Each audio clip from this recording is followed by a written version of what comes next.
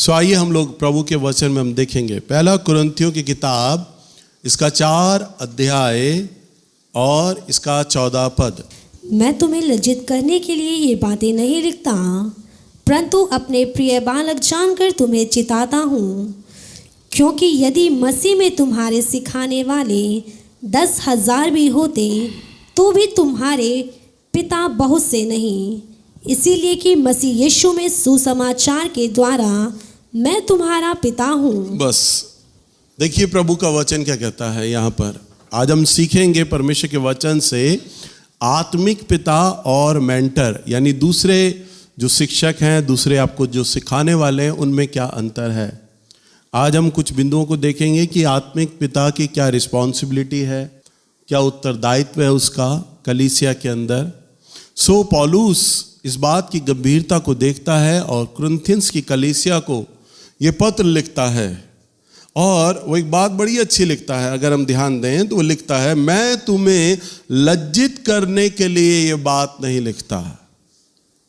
कई बार एक अगुआ, एक प्रचारक, जो अगुआ है वो अपनी कलीसिया में डांटता है, समझाता है, बोलता है। तो कई बार कलीसिया के जो लोग हैं, विश्वासी लोग हैं, अपने अगुए की डांट को लेकर बुरा मान जाते हैं। डांटना तो छोड़ो, समझाने तक को बुरा मान जाते हैं। हमें ये बोला क्यों गया, हमें टोका क्यों गया, क्यों कहा गया। तो पौलुस के ज़माने में भी ये हुआ करता था, और पौलुस इस बात को जानता था कि जब मैं कलीसिया को बोलता हूँ या टोकता हूँ तो उन्हें बुरा लगता है, मैं डांटता हूँ तो उन्हें बुरा लगता है। तब वो अपने पत्र को लिखते हुए एक बात पर जोर देता है, मैं तुम्हें ये बात लज्जित करने के लिए नहीं कहता। कई बार जब मैं अपने चर्च में लोगों को बात सिखाता हूँ, बोलता हूँ, तो मैं उन्हें ये कहता हूँ, बेटा मैं तुम्हें जो बोल रहा हूँ ना, टोक रहा हूँ, मैं इसलिए नहीं कह रहा कि मैं तुम्हें शर्मिंदा करूँ, तुम्हारा मैं अपमान करूँ, तुम्हें डांटूँ। मैं ये बात तुम्हें इसलिए कह रहा हूँ ताकि तुम लोग करेक्ट हो, तुम लोग ठीक हो।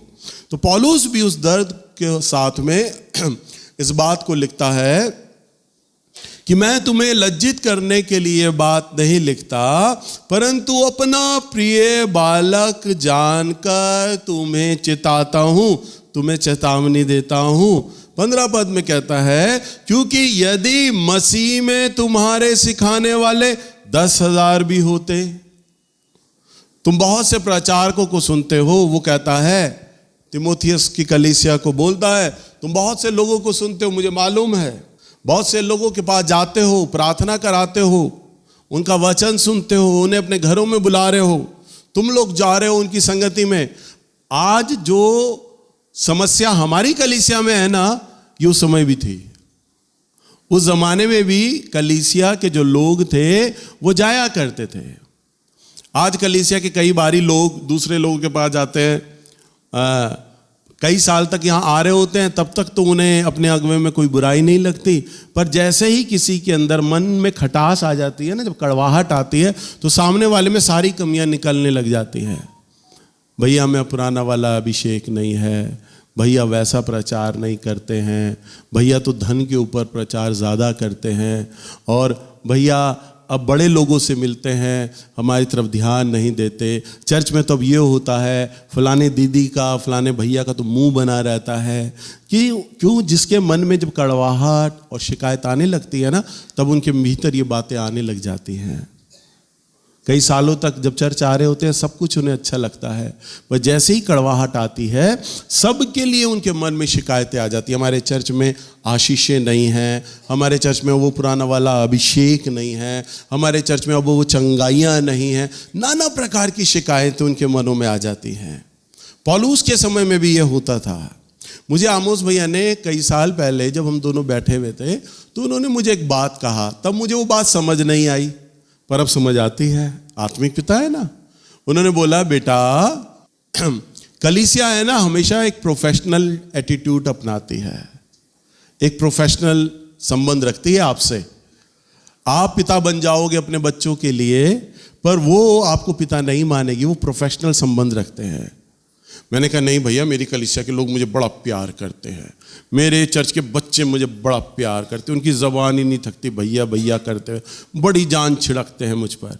उन्होंने मुझे समझाया, मुझे समझ नहीं आया। मैंने नहीं, यहाँ तो भैया आप गलत हैं, आपके बालाघाट में, आपके मध्य प्रदेश में करते होंगे, हमारे दिल्ली में नहीं करते। मेरे पास बड़े अच्छे लोग मिले हैं मुझे, पर कई सालों के बाद जब ये बात उन्होंने 10-12 साल पहले बोली थी, उसके बाद आज ये बात समझ में आती है। भाई वो मेरे आत्मिक पिता हैं, वो निकले हैं इस दर्द से। उन्होंने बोला, बेटा कलीसिया प्रोफेशनल एटीट्यूड रखती है, जब तक उनका मतलब, उनका संबंध तुमसे है, वो तुम्हारे पास आएंगे, वो दूसरे पादरी के साथ जुड़ेंगे ना तो उन्हें देरी नहीं लगेगी तुम्हें छोड़ते वक्त। वो एक सेकंड में भूल जाते हैं तुम कितनी बार उनके घरों में गए, कितनी बार तुम उनके लिए रोए पीटे प्रभु के लिए, कितनी बार तुमने उनके लिए उपवास करे, कितनी बार तुम उनके झगड़ों में गए, कितनी बार जब तुम बीमार होते थे तो वो आते थे, तुम्हारे लिए प्रार्थनाएं करते थे। वो सब भूल जाएंगे क्योंकि वो एक प्रोफेशनल एटीट्यूड रखते हैं। हालेलुया। और आज मुझे ये पत्री पढ़ के पता चल रहा है, पौलुस के ज़माने में भी पौलुस के साथ ऐसे होता था। हालेलुया। ये सिर्फ नेल्स बेंजामिन की कलीसिया में नहीं है, ये सिर्फ, अगर आप सोचे ना हम फलाने के चर्च में चले जाएं, फलाने प्रचारक के चर्च में चले जाएं, भैया से ज़्यादा अभिषेक है, भैया से ज़्यादा लोग आते हैं, अरे तुम्हें अगर पौलुस का चर्च मिलेगा तो तुम वहाँ भी चले जाओगे। परंतु आज पौलुस हमारे बीच में नहीं है, परंतु पौलुस भी कहते हैं मेरे चर्च में भी ये प्रॉब्लम चल रहा है। और वो ये कहते हैं कि मैं तुम्हें लज्जित करने के लिए बात नहीं कहता 15 पद में, क्योंकि यदि मसीह में तुम्हारे सिखाने वाले 10,000 भी होते तो भी पिता बहुत से नहीं, तो भी तुम्हारे पिता क्या कहता है, देखो, सिखाने वाले बहुत होते तो भी तुम्हारे पिता बहुत से नहीं होते, तुम्हारे आत्मिक पिता बहुत से नहीं होते, इसलिए कि मैं यीशु मसीह में सुसमाचार के द्वारा तुम्हारा आत्मिक पिता हूं। हालेलुया। यानी पौलुस क्या कहते हैं, मैं ही इकलौता पिता हूं तुम्हारा, आत्मिक पिता अकेला मैं हूं। तुम्हारे सिखाने वाले 10,000 हों, 10,000 वालों से तुम सर पे हाथ रख के प्रार्थना करा लो, घर में बुला लो, दशमांश भेंटे दे लो, उनकी कलीसियाओं में चले जाओ, तुम्हें 10,000 सिखा सकते हैं। परंतु पौलुस साफ कहता है तुम्हारे पिता बहुत से नहीं, यानी वो तुम्हारे आत्मिक पिता नहीं है।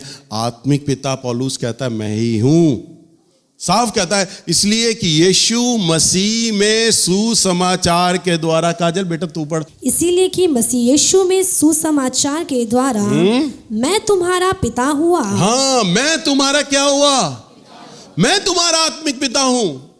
तुम्हें बताने वाले, सिखाने वाले बहुत से मिल जाएंगे, बहुत से लोगों से तुम्हारा संबंध बनेगा जीवन में, बहुत लोगों के पास जाओगे, परंतु आत्मिक पिता तो मैं ही हूं, पौलुस कहता है वचन में। इसी प्रकार से आत्मिक पिता इस कलीसिया का, वर्ड इन एक्शन कलीसिया का मैं ही हूं। तुम्हारे पास तुम्हें सिखाने वाले बहुत सारे मिल जाएंगे, तुम जा सकते हो, जाओ, परंतु वचन में क्या लिखा है, तुम्हारी जड़ प्रभु ने बोला मैं ही हूं। पौलुस कहता है मैं ही हूं। सुने ध्यान से, आत्मिक माता पिता, जो आत्मिक पिता या माता होता है, वो अपने आप को भाई या बहन कहलवाता है। आप सब मुझे क्या बोलते हैं, मुझे कोई डैडी, अब्बा, पिता आप बोलते हैं, आप भैया बोलते हैं, है ना। तो वचन प्रभु हमें इतना दीन और नम्र बनाता है, हमारे पास सारे अधिकार होते हैं, क्योंकि जैसे हमारे बायोलॉजिकल फादर जो होता है, हमारे शारीरिक पिता हम पर अधिकार रखता, कभी भी वो हमें डांट सकता है ना, पीट सकता है, घर से निकाल सकता है, मार सकता है।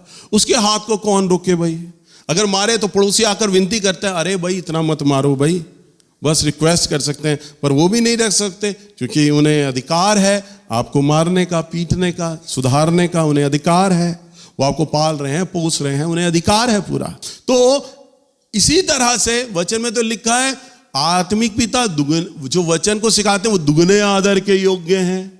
आप जानते हैं दुगने आदर का मतलब क्या, जो बायोलॉजिकल फादर हैं, जो आपके शारीरिक माता पिता है ना, उनसे भी बढ़कर उनके पास वो अधिकार है।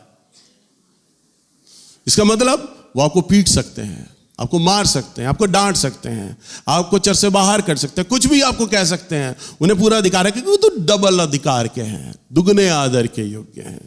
पर वचन हमें इतना दीन और नम्र बनाता है, क्योंकि हमारा प्रभु यीशु मसीह स्वयं राजाओं का राजा होने के बाद भी प्रभु ने राजा के घर में जन्म नहीं लिया, वरन कहां जन्म लिया, चरनी में आके जन्म लिया, अपने आप को जीरो कर दिया, शून्य कर दिया, दीन और नम्र बन गया। वही दीनता नम्रता प्रभु अपने सेवकों में भी डालता है। और वो उन्हें ये नहीं कहता कि तुम अपने आप को गुरु कहलवाओ, आत्मिक पिता कहलवाओ, वो कहता है तुम्हें लोग भाई कहें, एक पारिवारिक संबंध बने, आपस में सब लोग मिले रहो। तभी तो जितने भी बड़े बड़े प्रभु के संत लोग होते हैं, दास लोग होते हैं, बेनीहीन इतने बड़े प्रभु के संत दास, इतने गहरे दास, पर वो एक छोटा सा नॉर्मल नाम लगाते हैं, पास्टर बेनीहीन, बस। कोई डॉक्टर आगे नहीं लगाते, जबकि डॉक्टर हैं वो, पर डॉक्टर नहीं लगाते, कोई बिशप नहीं लगाते, कोई अपोस्टल नहीं लगाते, नाम के डेजिग्नेशन के आगे सिर्फ सिंपल सा पास्टर बेनीहीन, बस छोटा सा पास्टर बन के रह गए। दीन और नम्रता।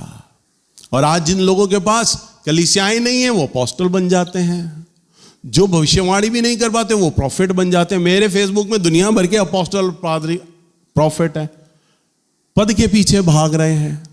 परंतु जो एक अभिषिक्त व्यक्ति है वो अपने आप को दीन और नम्र करता है और अपने आप को भाई स्वरूप कहता है, और वो सिर्फ बड़े प्यार से लोगों को करेक्ट करता है। अधिकार है पीटने का, अधिकार है डांटने का, अधिकार है टोकने का, बोलने का, सब अधिकार है, परंतु अपने अधिकारों को होने के बाद भी वो अधिकार इस्तेमाल नहीं करता। स्वयं पौलुस देखो अपनी दीनता का परिचय देता है, वो कहता है मैं तुम्हें लज्जित करने के लिए नहीं बोल रहा, बड़े प्यार से बड़ी नम्रता के साथ कह रहा है। वो ये कह सकता था मैं तुम्हें चेतावनी दे रहा हूं, वो ये कह सकता था कलीसिया को, ये कह सकता था कि मेरा आत्मा तुमसे खेदित है, मैं क्रोधित होकर ये बातें लिखता हूं, परंतु नहीं, बड़ी दीनता के साथ वो अपनी कलीसिया को पत्र लिखता है और कहता है मैं ये बात मेरे बच्चों तुम्हें लज्जित करने के लिए नहीं कहता, मैं तुमसे बहुत प्यार करता हूं, पर लज्जित करने के लिए नहीं कह रहा मैं तुम्हें।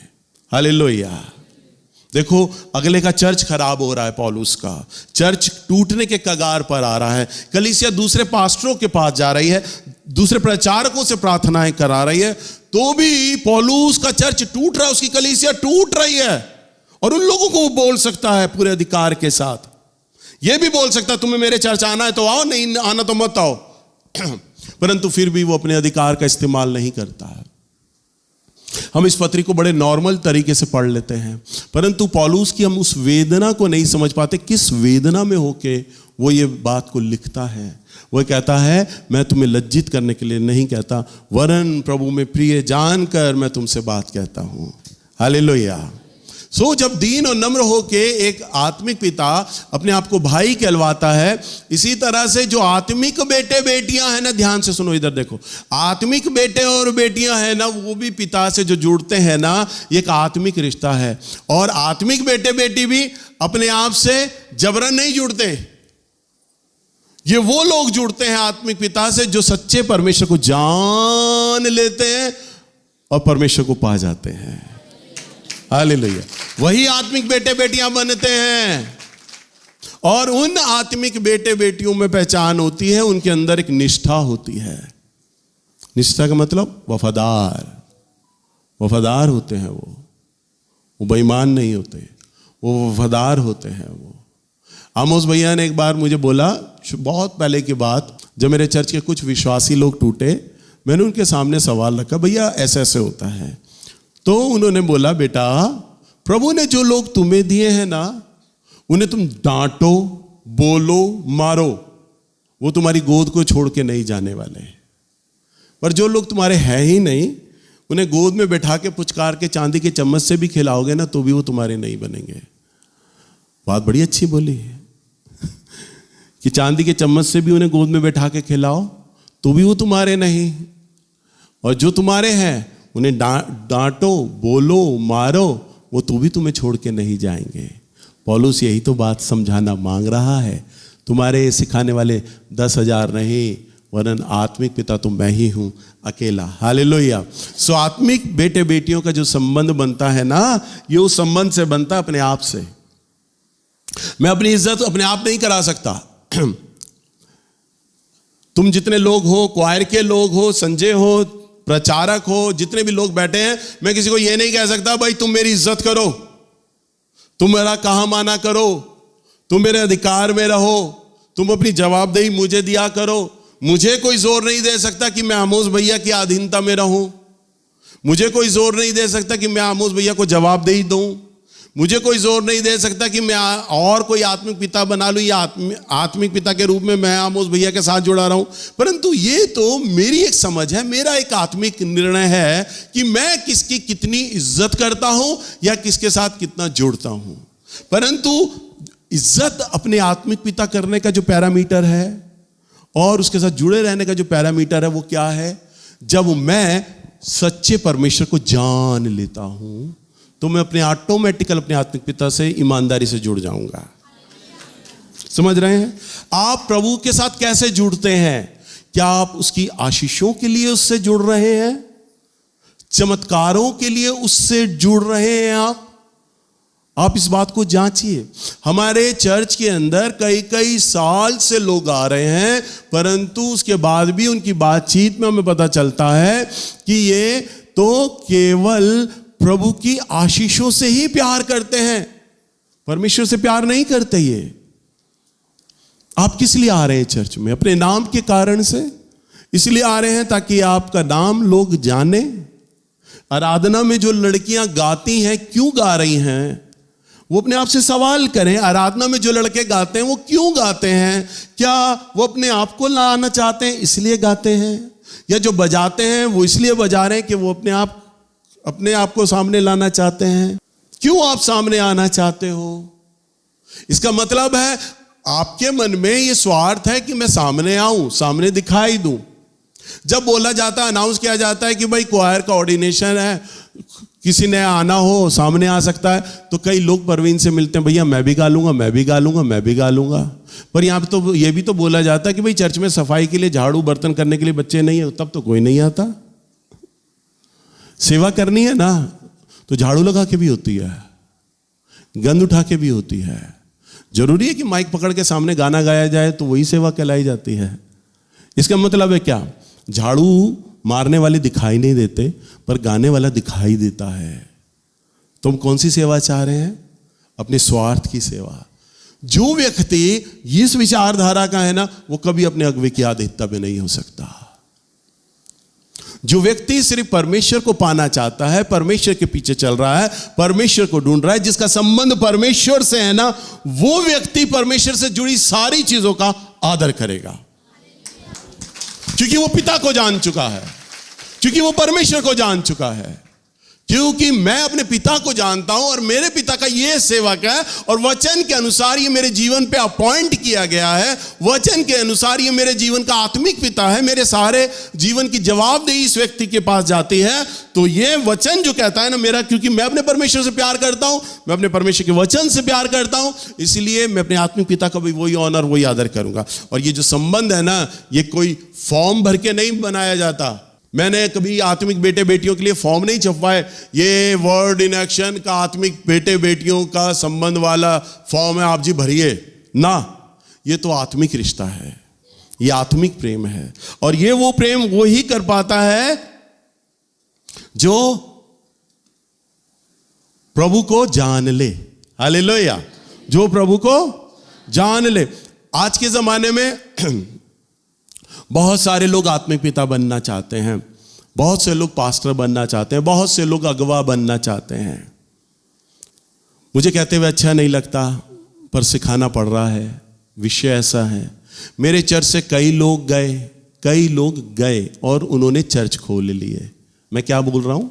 मेरे चर्च से कई लोग गए और उन्होंने चर्च खोल लिए। अब चर्च खोल लिए, उन्होंने अपनी सेवाएं शुरू कर दी, परंतु मेरे से बायकट कर दिया, मेरे से मिलना जुलना बंद कर दिया। उन्होंने कब चर्च खोला मुझे पता ही नहीं चला, चर्च में क्या कर रहे हैं मुझे पता ही नहीं। वो तो दुनिया भर के और प्रचारकों को बुला लेते, मुझे बुलाते ही नहीं। वो क्या कर रहे हैं मुझे बुलाते ही नहीं, बताते ही नहीं। उन्होंने अपने चर्च खोल लिए। मुझे कई बार अचंभा होता है, हंसी आती है। सब लोग आत्मिक पिता बनना मांग रहे हैं, परंतु कभी वो अच्छे पुत्र नहीं बने, कभी वो अच्छे। एक लॉजिकल चीज है, एक लॉजिकल एक तथ्य है।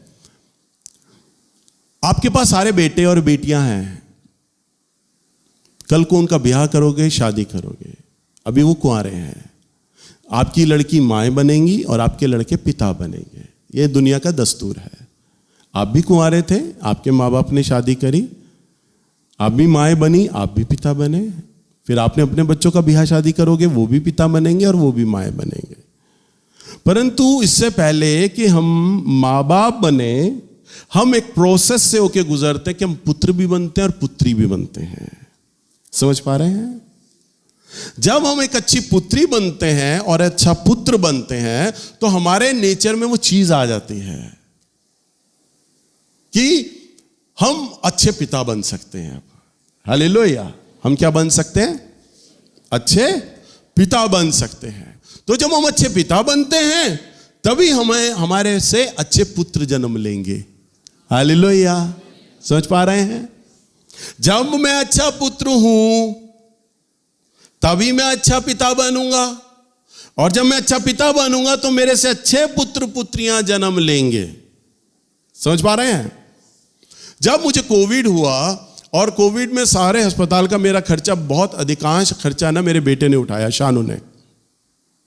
और जब मैं ठीक होकर आ गया तो बड़ी महंगी महंगी दवाइयाँ, फल फ्रूट, हर सप्ताह 10-12 हज़ार रुपये का खर्चा मेरा बेटा शानू करता था। मेरी पत्नी ने मुझे अकेले में बताया, शानू ने बहुत पैसा खर्च किया है, अब तुम करो। तो एक सप्ताह में जब ठीक हो गया, मैंने कहा बेटा अब खर्चा मैं करूंगा, तूने बहुत खर्चा किया है, अब वो सारे खर्चे मैंने करने हैं, अब तुम मत लाइयो दवाइयाँ, मैं तुझे पैसा दूंगा, मेरे पैसों की तूने दवाइयाँ लानी है, तेरा पैसा बहुत खर्च हुआ है। उसने पता क्या जवाब दिया? उसने कहा पापा, मैं जब छोटा था ना, मैं देखता था आप पापा की केयर कैसे करते थे, आप पापा को कैसे देखते थे। कहते थे अब मेरा टाइम है, मैंने अब आपको देखना है। तो उसकी जीवन की क्या गवाही थी? मैंने देखा कि आप पापा की केयर करते थे। अगर मैं अपने बाप को मारता पीटता तो मेरा वो छोटा बेटा जो आज बड़ा बन गया है वो देख रहा होता। मेरा बाप मेरे दादा की इज्जत नहीं करता, वो गालियां देता है, लड़ता है, पापा को खर्चे के लिए तरसाता है, वो ये देखता। इसका मतलब उसने देखा, बचपन में ऑब्जर्व किया, मेरा बाप, मेरा पिता अपने पिता से कैसे सलूक कर रहा है, उसने वो देखा। और जब उसने देखा तो उसके नेचर में भी वो चीज आई। उसने कहा पापा आप अपने पिता, पापा का, दादा का ध्यान रखते थे, मैं वो चीज़ें देखता था। मैंने ऐसे मजाक में कहा, मैं तुझे सारी चीज़ें याद है? कह रहा हाँ मुझे सारा याद है। आप दादा को कैसे देखते थे, अब मेरी बारी है, अब मैं आपको देखूंगा। हालेलुया! अभी भी वो हमारे घर के खर्चे बहुत ज़्यादा वही उठाता है। तो किस प्रकार से परमेश्वर का वचन कहता है कि जब आप एक अच्छा पुत्र बनते हैं, संभव है शायद मैं अच्छा पुत्र नहीं बन पाया हूँगा, परंतु मैंने प्रयास किया। हालेलुया! अब मैं आपके सामने गला फाड़ फाड़ के कई बार, 50 बार एक गवाही देता हूं। 30 साल हो गए मुझे आमोस भैया से जुड़े हुए, कान पका दिए होंगे आपके मैंने बोल बोल के, मवाद आ गया होगा सुन सुन के। 93 में मैं गया जी, उद्धार पाया, अभी भी आमोस भैया की बात बता रहा था। क्यों बता रहा था? 30 साल हो गए। आप सुनते होगे, जब जब सुनते होगे ना, अच्छा आत्मिक भैया के साथ 30 साल ये जुड़े रहे, 30 साल हो गए भैया को जुड़े हुए, 30 साल हो गए भैया के साथ जुड़े हुए, हम भैया से अलग नहीं हो सकते। कल को मैं आपको बोलूं, समझाऊं या डांटूं ना, मैं आप पर पूरा अधिकार रखता हूं। बोलते वक्त मैं आपको बोलूंगा 30 साल हो गए हैं आमोस भैया के साथ मुझे जुड़े हुए और तुम चर्च छोड़ के जा रहे हो, तुम्हें भी अधीनता में अपने आत्मिक पिता की रहना चाहिए। आप चूं से चा नहीं बोल पाओगे, आप बोल ही नहीं पाओगे, नहीं भैया हमने देखा है आपने आमोस भैया की इज्जत नहीं करी, आप उनसे जुड़े नहीं रहे, आप बोल ही नहीं सकते, क्योंकि आपने उन्हें चर्च में आते हुए देखा है, इज्जत करते हुए देखा है, आपने देखा वास्तव में 30 साल पूरे हो चुके हैं। हालेलुया! पर मेरे से चर्च से जितने भी लोग निकल के गए ना, वो अधिकार के साथ अपनी कलीसिया को ये नहीं कह सकते तुम हमारे साथ जुड़े रहो, अपनी आत्मिक पिता के साथ बने रहो, वो कह ही नहीं सकते, क्योंकि उनकी कलीसिया ये कहेगी आपका आत्मिक पिता तो नेल्स है और हम देखते हैं आप उन्हें अपने चर्च में नहीं बुलाते, हम देखते हैं आप उनके साथ अपना संबंध नहीं रखते, तो आप हमें कैसे बोल सकते हैं, कैसे समझा सकते हैं वचन से, कैसे डांट सकते हैं? हम भी आपकी अधीनता में नहीं रहेंगे क्योंकि आप भी उनकी अधीनता में नहीं है। हालेलुया! ये एक आत्मिक डीएनए है, ये एक आत्मिक वंशावली है। जब आप अपने आत्मिक पिता के साथ जुड़े रहते हैं तभी परमेश्वर का अनुग्रह, परमेश्वर की सामर्थ आपके ऊपर आती है। और इसी प्रकार से जब आपका आत्मिक पिता आपके संग होता है तब वो आपको एक परफेक्ट देखना चाहता है, आपको सिद्ध देखना चाहता है, ठीक देखना चाहता है। इसीलिए आपको वो बार बार जोर देता है हर एक चीज पर, जैसा वो खुद करता है। कई बार मैं अपने वचनों में उदाहरण नहीं देता, मेरी तबीयत खराब थी, मेरी पत्नी ने कहा तुम आराम कर लो, तो भी नहीं मैं चर्च आ गया। बोलता नहीं हूं मैं सुबह, पहले तो 8 बजे वाला चर्च था, मैं गवाही देता तो मैं 8 बजे आ जाता था। अब 9 वाला हो गया तो 9 वाले में आता हूँ, 12 वाले में, 11 वाली में आता हूँ, 2 वाली में आता हूँ, तीनों सभाएं में लेता हूँ। जब मैं कोरिया से आया तब मैं बिजी था, तब मेरे को बोला गया कि भैया आप आराम कर लो। मैंने कहा नहीं, मैंने प्रचार करना है। आमोद भैया के साथ जब आया, मेरे प्रचारक ने बोला आप आराम कर लो। मैंने कहा नहीं, मैंने प्रचार करना है। 5 सप्ताह में प्रचार नहीं कर पाया। मैं बार बार इस चीज़ की गवाही देता हूँ। इसका मतलब क्या है? मैं अपनी सारी क्वायर से चाहता हूँ जैसा हर संडे में मैं आ रहा हूँ ना, तीनों मीटिंगों में तुम भी आओ। और मैं क्या चाह रहा हूँ, जितनी भी भविष्यवाणी करने वाली लड़कियां हैं, मैं चाह रहा हूँ वो सब आए हर संडे। मैं अपनी गवाही देकर ये बता रहा हूँ, जब मैं आ रहा हूँ, जब मैं ये चाल चल रहा हूं, तुम्हें भी आना है। जब मैं सेवा दे रहा हूं, तुम्हें भी देना चाहिए। जब मैं बीमार पड़ता हूं, उसके बावजूद मैं खड़ा हो जाता हूं, तुम्हें भी खड़ा हो जाना चाहिए, तुम्हें भी आना चाहिए। हालेलुया। जैसा एक आत्मिक पिता होता है ना, हूबहू अपने बच्चों को वैसा बनाना चाहता है। मेरे बच्चे वैसा बने। आइए हम प्रभु का वचन देखते हैं। निकालिए 2 तीमुथियुस की पत्री 3 अध्याय और इसका 10वां पद। परंतु तूने उपदेश, चाल चलन, मनसा, विश्वास, सहनशीलता, प्रेम, धीरज और सताए जाने और दुख उठाने में मेरा साथ दिया। बस पौलुस देखो तिमोथी को क्या लिखता है लेटर। तिमोथी जो है वो उसका आत्मिक बेटा है। क्या है वो? उसका आत्मिक बेटा। और पौलुस क्या कहता है? पर तूने उपदेश, चाल चलन, मनसा, विश्वास, सहनशीलता, प्रेम, धीरज और सताए जाने और दुख उठाने में मेरा साथ दिया। वो किसी को नहीं कहता तूने मेरा साथ दिया, परंतु तिमोथी को बोलता तूने मेरा साथ दिया, तू मेरे साथ था। कब था तू मेरे साथ? उपदेश देने के वक्त था तू मेरे साथ। कब था तू मेरे साथ? मेरे चाल चलन में था, जैसा मैं चाल चलता हूं। प्रभु ये पौलुस ने, अकेले पौलुस एक अगवा था जिसने कहा मेरी सी चाल चलो, क्योंकि मैं कैसी चाल चलता हूं? मसीह की चाल चलता हूं। तो पौलुस क्या कहता है? मेरे चाल चलन में तूने मेरा साथ दिया। इसका मतलब क्या? तिमोथी कैसी चाल चलने लगा? जैसे मसीह यीशु की चाल चलती। हालेलुया। कहता है और जैसा मेरा विश्वास, जैसे मेरी सहनशीलता, जैसा मेरा प्रेम, जैसा मेरा धीरज, तुम सारी बातों में तूने मेरा साथ दिया है। तूने मेरा साथ कब दिया? जब मैं सताया जा रहा था। मैं पिटा तो तू भी पिटा, मैं जेल गया तो तू भी जेल गया, मैं भूखा रहा तो तू भी भूखा रहा, मुझे यातनाएं दी गई तो तुझे भी यातनाएं दी गई, तू मेरा जेरोक्स कॉपी बना रहा। मैंने दुख उठाया तो तूने भी मेरा दुख उठाने में साथ दिया। हालेलुया। एक आत्मिक पिता का है ना, यही दर्शन होता है। जो मैं कर रहा हूं सेवा के अंदर, मेरे आत्मिक बेटे बेटी भी है ना वैसे ही बन जाए। तभी तो कई बार मैं सारी सभाओं में गला फाड़ फाड़ के बोलता रहता हूं, तीनों सभाएं में लेता हूं, तीनों सभाएं में लेता हूं। तुम सबको आना चाहिए, आना चाहिए, बोलना चाहिए। और कम से कम जो लोग सेवाएं दे रहे हैं, मैं उनसे बार बार बोलता हूं, जब दुख में, दर्द में, बीमारी में मैं आ जाता हूं, तुम सबसे तो बहुत उम्र में मैं बड़ा हूं, मैं जब आ जाता हूं, तुम सारे मेरी उम्र के आधे आधे हो, तब तुम बीमार हो जाते हो। मैं तो तुम सबसे बहुत बड़ा हूं, तब मैं आ जाता हूं यहां पर तीनों मीटिंगों में, तो तुम क्यों नहीं आते? हालेलुया। तो पौलुस क्या कहता है? सारी बातों में तू मेरे साथ रहा। एक आत्मिक पिता हमेशा ये चाहेगा मेरे नैन नक्शों पे, मेरे कदमों पर मेरे बच्चे चला करें। वो उनका पीछे पड़ा रहेगा, उन्हें बोलता रहेगा। और एक आत्मिक पिता अपने जीवन के प्रमाणों के द्वारा बार बार इस बात को जतलाता है कि परमेश्वर ने उसे किस प्रकार की सेवा दी और उसे किस प्रकार की सेवा के लिए उसे चुना। बार बार उसका जो विश्वास है परखा जाएगा एक आत्मिक पिता का, और वो अपने बेटे बेटियों को उसी दिशा में लेकर जाएगा जिस दिशा से वो आया है। मैं कई बार गवाही देता हूं ना, हम तीनों भाई बहन चर्च में जाके सफाई किया करते थे, सेवा किया करते थे, और उस सेवा को देखकर परमेश्वर ने मुझे और मेरे परिवार को चुन लिया। तो मेरा क्या कॉन्सेप्ट है, मैं क्या बार बार लड़के लड़कियों को बोलता हूं, अभी भी मैं उदाहरण दे रहा था, हमारे चर्च में सफाई करने वाले बड़े कम है। क्यों? क्योंकि आपके अगुवे ने वो किया है।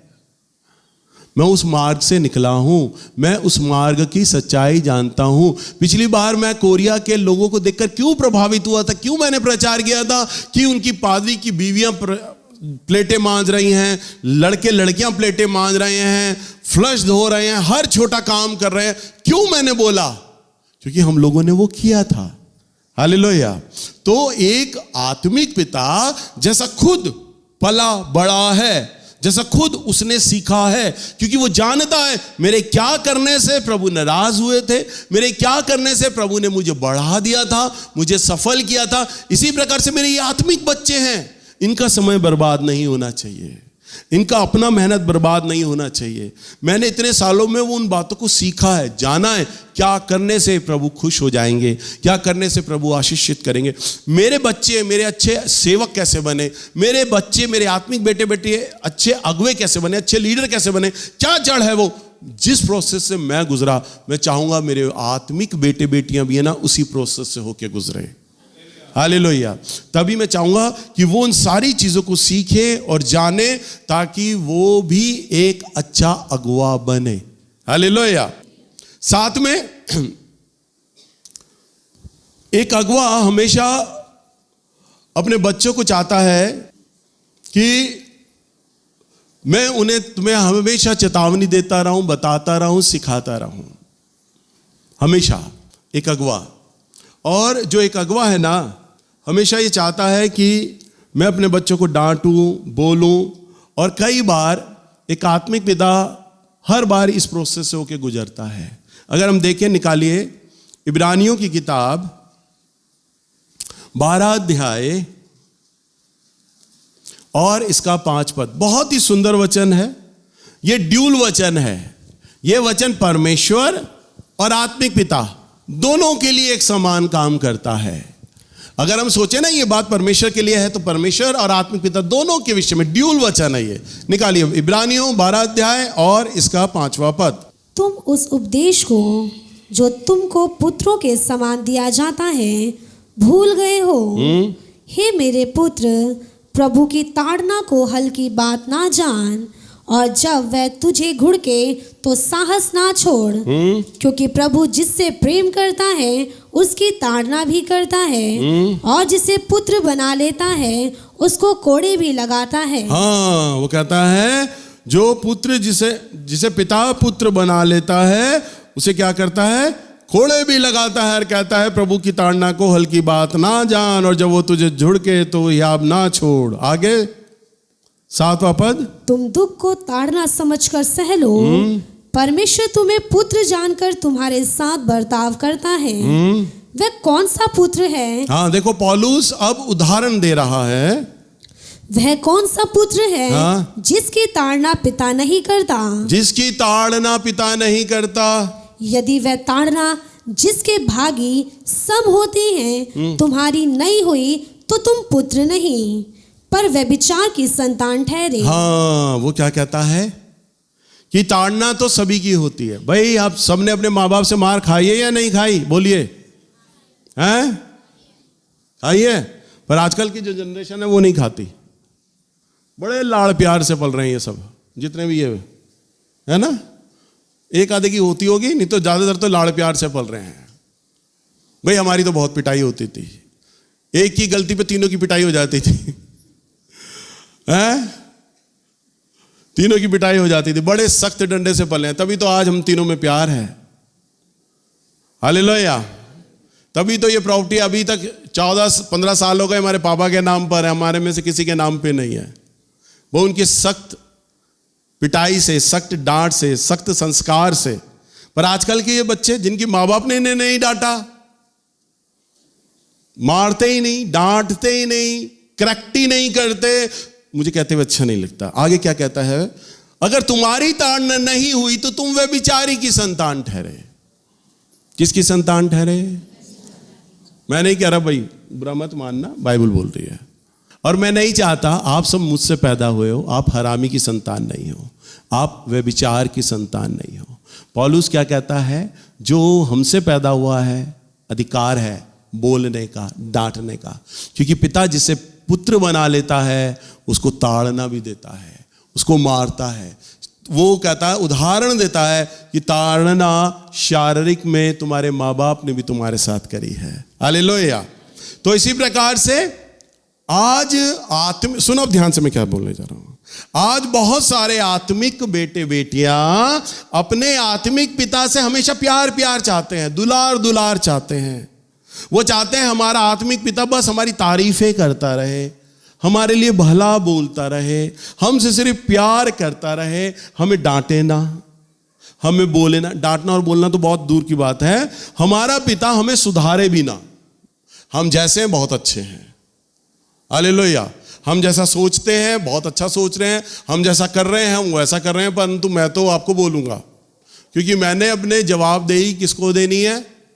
प्रभु को देना। ये कलीसिया मेरी होकर भी मेरी नहीं है, इसका याजक तो, इसका महायाजक तो मेरा प्रभु यीशु मसीह है, और इसका लेखा एक एक आत्मा का लेखा वो मुझसे ले लेगा। इसलिए वो जवाबदेही प्रभु को मैंने देना है, आपको नहीं देना। इसलिए मुझे आपको हमेशा करेक्ट करना है और आपको प्रभु में मैंने बढ़ाना है। हालेलुया। तो आपको क्या करना है? मैंने कलीसिया हमेशा अपने आत्मिक पिता से प्यार और दुलार चाहती है, वो करेक्शन नहीं चाहती, वो नहीं चाहती कि आप हमें सुधारें, परंतु एक आत्मिक पिता हमेशा इसलिए सुधारने का प्रयास करता है कि वो अपने बच्चों को प्रभु के अंदर, प्रभु की सेवाओं में बढ़ाए। वो उन्हें लज्जित करना नहीं चाहता, उन्हें बढ़ाना चाहता है। हालेलुया। मेरा बेटा बैठा है, इससे पूछ लो, इसकी पत्नी बैठी है, इससे पूछ लो। मैं रोज पूछता हूं इससे, तूने आज प्रार्थना की? कितनी देर प्रार्थना करी? ये तो मेरा शारीरिक बेटा है, मैं रोज इससे सवाल करता हूं। क्यों? मुझे इसकी चिंता रहती है, मैं रोज इसके पीछे पड़ा रहता हूं। कई बार ये घर में आता है, जैसे खाने लगता है मैं इससे पूछता हूं, तूने प्रार्थना की? वो कहता है नहीं प्रार्थना की। तो मेरा लेक्चर शुरू हो जाता है, क्यों नहीं की प्रार्थना? तू प्रॉफिट है, प्रभु की इच्छा पूरी करनी है। मैं बोलने लगता हूं, मेरी बीवी कहती है उसे चैन से रोटी तो खाने दो, अभी तो आया और वो तुम पीछे पड़ गए उसके जाने के बाद वो मुझे बोलती है, तुम तो उसके पीछे पड़े रहते हो, एक ही दिन में उसे नबी बना दोगे, एक ही दिन में प्रॉफिट बना दोगे, तुम तो उसके पीछे पड़े रहते हो। क्यों? जब मैं अपनी औलाद के पीछे पड़ सकता हूं जो मेरी खुद की है, तुम्हारे पीछे नहीं पड़ूंगा। हालेलुया। तुम तो मेरे आत्मिक बच्चे हो भाई, मैं आत्मिक बच्चा इनका। बेशक वो मेरा आत्मिक बेटा नहीं, आत्मिक बेटा तो वो नवीन भैया का है, पर शारीरिक है। जैसा उसके लिए मुझे दर्द है, ऐसी मुझे दर्द तुम्हारे लिए भी है। तुम सेवा में कमजोर पड़ोगे, मैं तो बार बार ठोकूंगा, बार बार बोलूंगा, चाहे तुम कितना बुरा मान जाओ। तुम आना भी बंद कर दो, मैं तुम्हारे पीछे पड़ा रहूंगा। हालेलुया। क्योंकि मेरा दर्शन क्या है, मेरी इच्छा क्या है? तुम मुझसे आगे बढ़ जाओ। कई बार ये मेरा परमेश्वर भी जानता है भाई जैसा मैं अपने तीनों बच्चों के लिए, शानू के लिए, कई बार मैं उसे समझाते समझाते मेरी आंख से आज आंसू आ जाते हैं। मैंने बेटा, मैं चाहता हूं जो प्रभु की सेवा मैं नहीं कर पाया ना, वो तू कर जाए, मेरे तीनों बच्चे कर जाए, वो तुम लोग कर जाओ, जो मैं चाहता हूं। मैं बहुत सालों बाद प्रभु में आ गया, तुझे तो प्रभु ने इतनी जल्दी चुन लिया, मैं चाहता हूं तू बहुत जल्दी आगे चला जाए। तो जो पीड़ा मुझे तीनों के लिए होती है ना, वो पीड़ा मुझे अपने चर्च के लिए भी होती है। सेम पीड़ा ये मेरा परमेश्वर आपको बता सकता, अगर आपके पास प्रकट हो जाए तो। हालेलुया। मेरे जितने भी बेटे बेटियां हैं ना, उन सब के लिए मेरे मन में वही पीड़ा रहती है। तुम सब आगे बढ़ो बेटा, मेरा नाम एक बार को हो ना हो, तुम्हारा नाम होना चाहिए, तुम्हें आगे बढ़ना चाहिए, तुम्हारी सेवाएं आगे बढ़े, और उस सेवा को बढ़ाने के लिए मैं पूरा जोर लगा दूंगा। जैसा मैं अपने तीनों बच्चों के साथ जोर लगाऊंगा, तुम्हारे लिए भी मैं लगाऊंगा, क्योंकि तुम मेरी औलाद हो। हालेलुया। पर जो 10,000 होंगे ना मेंटर, वो तुम उनसे जन्म नहीं लिया, वो कभी तुम्हारे लिए दर्द नहीं रखेंगे, दर्द मैं रखूंगा। जो मेरे को चर्च छोड़ के चले गए ना, जिन्होंने चर्च खोल लिए, सेवाएं खोल ली, बढ़ गए, कई साल मुझसे बात नहीं करी। मेरे घर में जब पहली शादी आई ना मेरे बेटे की, मैं सबके घर में गया कार्ड देने के लिए, और सबको मैंने बुलाया, क्योंकि प्रभु ने मुझे आशीष दिया मेरे परिवार में, तो मैंने उन सबको बुलाया। क्योंकि मैं कौन हूं? आत्मिक पिता। वो चले गए, परंतु मेरे मन में दर्द रहा, पीड़ा रही, नहीं मुझे उन्हें बुलाना चाहिए। मेरे परिवार में प्रभु ने अनुग्रह किया है, मौका दिया है, मेरे पहले बेटे की शादी हो रही है, मैं उन्हें सबको बुलाऊं। तो मैंने बड़े खुले मन से उन सबको बुलाया, आपने आत्मिक बच्चों को बुलाया। मेरे मन में कोई वो नहीं था, नहीं इन्होंने मुझे धोखा दिया है, मेरा चर्च तोड़ दिया, चले गए। अरे बाप हूं, पर वो जो 10,000 के पास जाएंगे ना सिखाने वाले, वो कभी उन्हें बुलाएंगे नहीं, क्योंकि वो उनसे पैदा नहीं हुए, उनके अंदर वो पिता वाला दर्द नहीं होगा कभी भी। आत्मिक पिता और मेंटर, सबसे बड़ा फर्क यही होता है। आत्मिक पिता से आपने जन्म लिया है, वो आपके लिए रोएगा, वो आपके बिलखता रहेगा, वो आपके पीछे जाएगा, आप पर मेहनत करेगा, आपके लिए प्रार्थना करेगा। सब दर्द उसी को होगा, दूसरों को नहीं होगा। दूसरे तो अंकल और आंटी हैं जिनके पास आप चले जाते हो दूर दूर और उनकी मंडलियों में बैठ जाते हो और भेंटें दियाते हो। अभी वो अंकल आंटी बहुत अच्छे लगते हैं, पर बाद में तो लौट के घूम फिर के पिता की ही याद आती है। उड़ाऊ पुत्र को भी पिता की याद आई थी, वचन में लिखा है, और उसने कहा मैं अपने आपे में आया, मेरे पिता के घर में बहुत अच्छा खाना था, हम वहीं चलते हैं। हालेलुया।